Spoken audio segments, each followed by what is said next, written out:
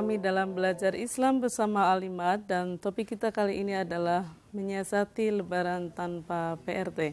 Mbak Nining, saya kira Lebaran itu kan tidak hanya sekarang, yaitu tradisi yang sudah lama sekali, bahkan sejak masa Rasulullah Lebaran sudah dirayakan.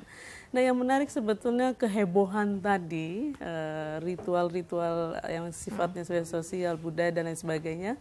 Bagaimana caranya supaya itu tidak mengubah esensi dari Lebaran itu sendiri? Apa sebetulnya esensi Lebaran? Ya, bicara soal Lebaran itu sebuah perayaan ya yang pernah dikemukakan oleh Rasulullah. Mudah-mudahan istilahnya saya tepat mengutipnya ya. Ada satu hadis menyatakan laisal aidu liman libasuhul jadid walakinal aidu liman imanuhu yazid. Bukanlah hari raya itu buat orang-orang yang semata-mata berbaju baru, akan tetapi hari raya itu adalah orang yang imannya bertambah gitu ya. Imannya bertambah itu sih imannya baru gitu. Imannya baru itu sih kan seperti apa? Artinya kan bahwa nilai-nilai keagamaan itu dilaksanakan menjadi lebih baik, menjadi lebih menghargai sesama, kepada pekerja lebih menjadi memenuhi hak-hak pekerjanya misalnya.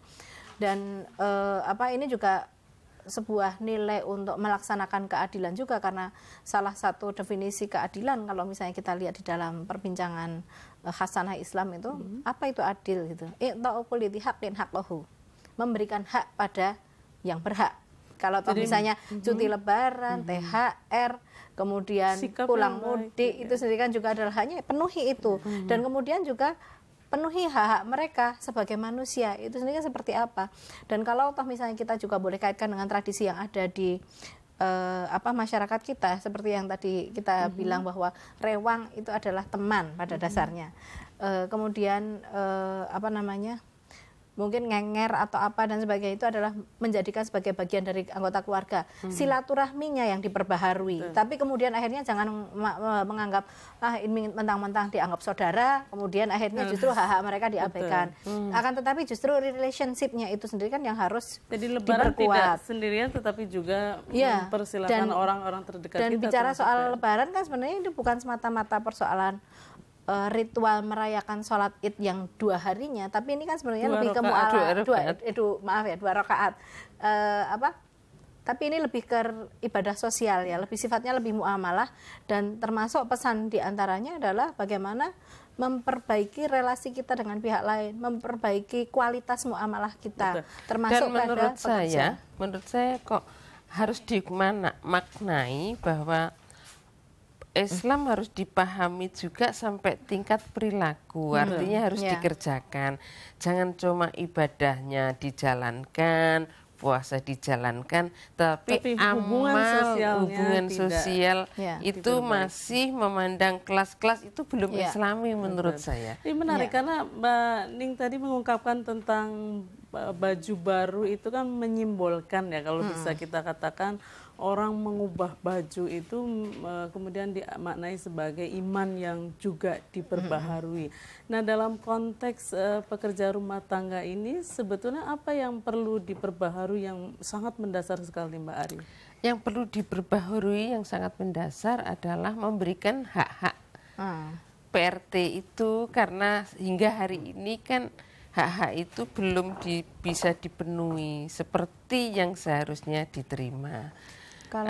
Alasannya selalu saja bahwa pedomannya apa untuk melaksanakan standar itu, standarnya juga belum ada. Gitu. Iya, sebetulnya kalau memandang pekerja rumah tangga itu ada pekerja kan, kemudian banyak sekali ajaran Islam yang terkait dengan itu, termasuk keadilan tadi. Kalau sendiri memandang saya melihat ya, apa yang penting dalam Lebaran itu sendiri kan ibaratnya kalau istilahnya pengguna Facebook itu sendiri kan ganti status. Istilahnya kan ganti statusnya menjadi apa? Menjadi lebih baik. Menjadi lebih baik itu sendiri kan artinya dalam konteks integritas pribadi, kapasitas personal, ya akan, tapi juga kemudian kapasitas relasi sosial kita dengan pihak lain itu sendiri kan juga harus menjadi lebih baik. Kita itu sendiri kan tidak semata-mata membangun hubungan, akan tetapi bagaimana kita itu lebih menghormati orang, menghargai orang, memenuhi hak-haknya. Itu yang Jadi jauh lebih penting. Kalau kita meyakini bahwa seluruh manusia itu setara di hadapan Tuhan, maka mestinya pengguna jasa dengan pekerja rumah tangga juga membangun relasi yang juga setara. Mereka pengguna jasa maupun pekerja rumah tangga sama-sama manusianya, dan di hadapan Allah itu yang dilihat bukan pada persoalan statusmu apa, apakah kamu itu sendiri kan ya pengguna jasa, apakah kamu pekerjanya gitu ya.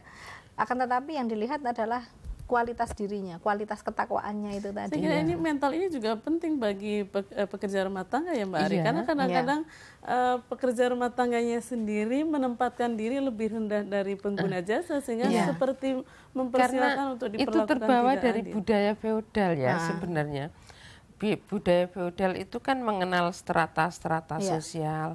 Umumnya yang berduit, yang itu dianggap berstatus sosial terhormat tinggi, bukan karakternya, bukan kelakuannya, bukan kepribadiannya. Seperti contoh di Indonesia, kaya karena koruptor tetap aja dihormati. Ya di penjara saja selnya beda dengan selnya maling ayam gitu. Ini kan juga negara sendiri ternyata sudah memberlakukan diskriminasi, memberi contoh yang jelek. Gitu.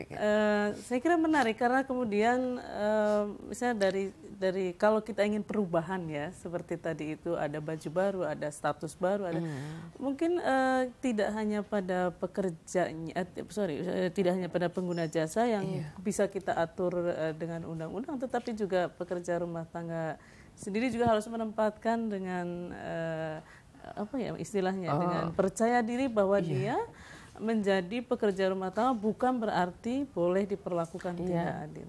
Satu hal lagi yang ingin saya tambahkan kaitannya dengan soal baju baru tadi Mbak. Itu sendiri kan sebenarnya kan ada satu hadis yang menyatakan bahwa Allah itu sendiri kan tidak melihat penampilanmu, tidak melihat wajahmu, akan tapi yang dilihat itu sendiri kan adalah hati dan perbuatanmu. Betul. Sehingga apa yang dimaksud dengan soal ganti baju dan ganti status itu tadi, itu sendiri kan bukan semata-mata performansinya menjadi lebih baik di mata publik gitu ya. Akan tetapi bagaimana sebagai manusia dia itu sendiri kan menjadi seseorang yang lebih baik gitu sih kan.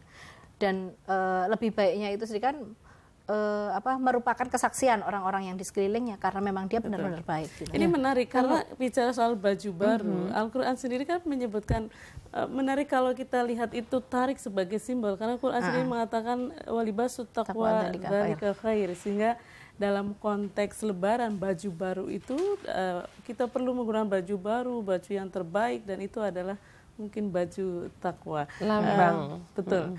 Baik Mbak Ning dan Mbak Ari, kita harus jeda sejenak. Pemirsa jangan kemana-mana, tetap di Belajar Islam bersama Alimat. Kita akan kembali setelah yang satu ini.